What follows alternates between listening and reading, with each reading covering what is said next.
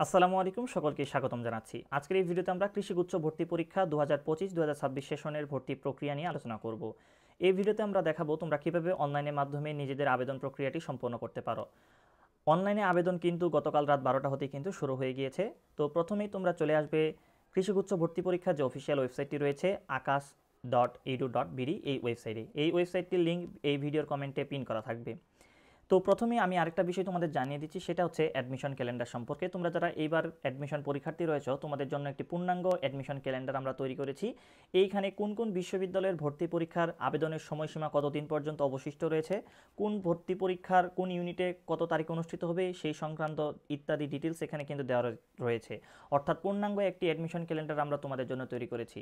আরও একটি ওয়েবসাইট সম্পর্কে তোমাদের আমি জানিয়ে দিচ্ছি, সেটি হচ্ছে তোমরা এবার যারা এগ্রি গুচ্ছে ভর্তি পরীক্ষা দিবে, তোমাদের জিপিএ যে 50 মার্ক রয়েছে সেটা তোমরা কীভাবে ক্যালকুলেশন করবে তার জন্য কিন্তু একটা ওয়েবসাইট তৈরি করেছি। তো এটা কীভাবে ক্যালকুলেশন করতে হয় এই নিয়ে একটা ভিডিও আমাদের চ্যানেলে অলরেডি রয়েছে, তোমরা সেটি দেখে নিবে। তো চলো এখন আমরা অনলাইনে কীভাবে আবেদন করতে হয় সেটি দেখে নিই। অনলাইনে আবেদন করার জন্য প্রথমেই তোমরা এই ওয়েবসাইটে চলে আসবে। এই ওয়েবসাইটে চলে আসার পর এখান থেকে দেখতে পারতেছো যে প্রাথমিক যোগ্যতা যাচাই, তো এইখানে ক্লিক করবে। এখানে ক্লিক করার পর এখান থেকে আমাদের দুইটা অপশন আসবে। এখান থেকে প্রথম যেটা হচ্ছে এসএসসি সমমান এবং এইচএসসি সমমানের তথ্য, এখানে আমরা ক্লিক করব। এখানে যদি ক্লিক করি তাহলে এখান থেকে আমাদের এসএসসি এবং এইচএসসির পাশের সন, বোর্ড, রোল নাম্বার এবং রেজিস্ট্রেশন নম্বর দিয়ে আমাদের যোগ্যতা যাচাই করতে হবে।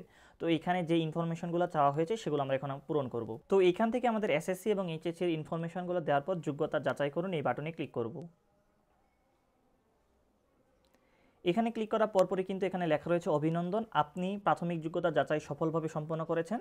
তারপর এখান থেকে আমাদের সাইন আপ করতে হবে। সাইন আপ করার জন্য আমরা আমাদের মোবাইল নম্বর অথবা ইমেল অ্যাড্রেস ব্যবহার করতে পারি। তো সাইন আপ করার জন্য এখান থেকে যে সাইন আপ বাটনটি রয়েছে, তো এখানে আমরা ক্লিক করব।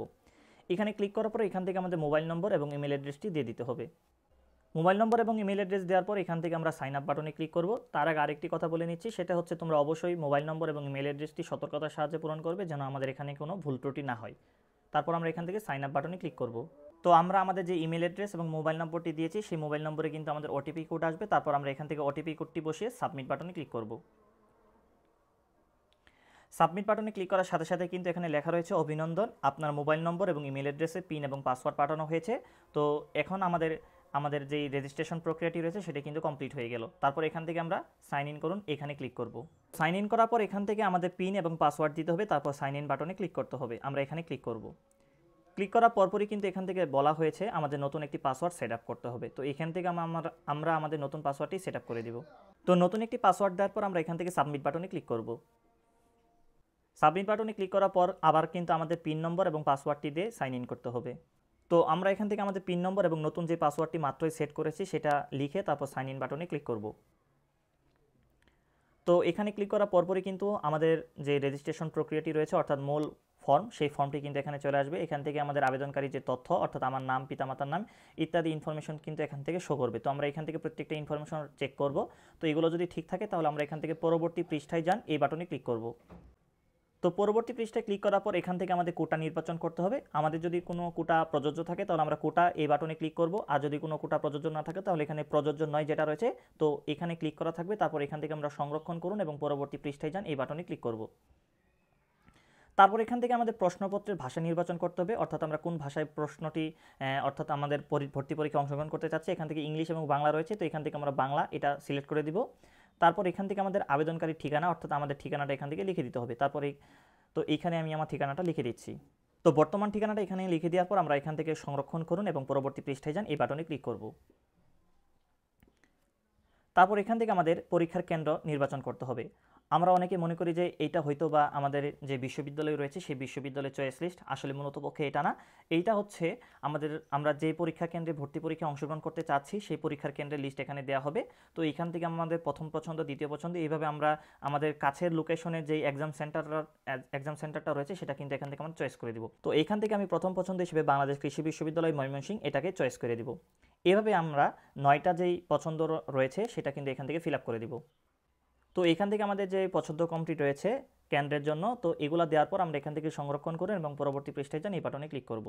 তারপর এখান থেকে আমাদের ছবি দিয়ে দিতে হবে। তো ছবির জন্য কিছু নির্দেশনা দেওয়া রয়েছে, সেটি হচ্ছে আমাদের অবশ্যই 300x300 পিক্সেলের ছবি হতে হবে এবং সেটা কিন্তু 50 কিলোবাইটের কম হতে হবে। এবং এখান থেকে বলা রয়েছে যে ছবির ব্যাকগ্রাউন্ড এক রঙের হতে হবে, এক্ষেত্রে সাদা অথবা নীল কালার তোমরা রেখে দিতে পারো। তো এখান থেকে আমরা আমাদের ছবিটা আপলোড করে দিব।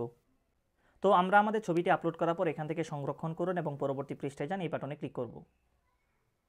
তার পরবর্তী ধাপটি হচ্ছে পুনর্মূল্যায়ন এবং চূড়ান্ত জমা। অর্থাৎ আমরা এতক্ষণ পর্যন্ত যতগুলো ইনফরমেশন এখানে আপডেট করেছি প্রত্যেকটি ইনফরমেশন আমাদের ঠিক আছে কিনা সেই ইনফরমেশনগুলো আমাদের এখান থেকে দেখে নিতে হবে। এই ক্ষেত্রে আমরা যদি কোনো ইনফরমেশন ভুল করে ফেলি তাহলে এখান থেকে দেখতে পাচ্ছি পেন্সিল আইকন রয়েছে, তো পেন্সিল আইকনে ক্লিক করে আমরা সেই ইনফরমেশনটি এডিট করতে পারবো। তো আমরা এখান থেকে দেখতে পারতেছি যে এডিট করার জন্য অনেকগুলো অপশন রয়েছে। তো আমরা আমাদের যদি কোনো জায়গায় ভুল হয় সেই ভুল ত্রুটিগুলোই কিন্তু এখান থেকে পেন্সিল আইকনের উপর ক্লিক করে সেটি কিন্তু ঠিক করতে পারি। তারপর আমরা যখন সবগুলো ইনফরমেশন সঠিকভাবে দিব তারপর এখান থেকে আমরা নিশ্চিত করুন বাটনে ক্লিক করব।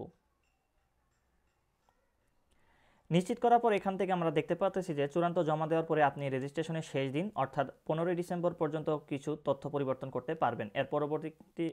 এর পরবর্তী সময়ে কিন্তু আপনি কোনো তথ্য পরিবর্তন করতে পারবেন না। তারপর এখান থেকে নিশ্চিত করুন বাটনে ক্লিক করবেন। তো আবেদন প্রক্রিয়াটি সম্পন্ন হওয়ার পর কিন্তু এখন আমাদের ফি জমা দিতে হবে। তো ফি জমা দেওয়ার জন্য কিন্তু এখানে লেখা রয়েছে 15 ডিসেম্বর রাত 11:59 মধ্যে কিন্তু আমাদের ফি পরিশোধ করতে হবে। এখান থেকে দেখতে পাচ্ছি যে আবেদন ফি জমা দিন, তো এই বাটনে আমরা ক্লিক করব। তারপর এখান থেকে আমরা হ্যাঁ বাটনে ক্লিক করব। তো আবেদন ফি জমা দেওয়ার পর এখান থেকে কিন্তু আমরা বিকাশ, রকেট, নগদ ইত্যাদি পেমেন্ট গেটওয়ের মাধ্যমে কিন্তু আবেদন ফি জমা দিতে পারবো। তো এখান থেকে আমরা বিকাশের মাধ্যমে আবেদন ফি জমা দিব। তো বিকাশের মাধ্যমে আবেদন ফি জমা দিতে গেলে এখান থেকে আমাদের 1200 টাকা নেওয়া হবে এবং এডিশনাল ফি হচ্ছে 22 টাকা, টোটাল 1222 টাকা কিন্তু কাটা হবে। তারপর এখান থেকে আমরা পে এই বাটনে ক্লিক করব। তারপর এখান থেকে আমরা আমাদের বিকাশের ইনফরমেশনগুলো দিয়ে পেমেন্ট সাকসেসফুল করব। তো পেমেন্ট সাকসেসফুল হওয়ার পরপরই কিন্তু এখান থেকে আমরা আমাদের পিন নম্বর, আমাদের আবেদনকারী নাম, ট্রানজ্যাকশন আইডি এবং এই সকল ইনফরমেশন কিন্তু দেখতে পারতেছি। তারপর এখান থেকে আমরা ঠিক আছে এই বাটনে ক্লিক করব।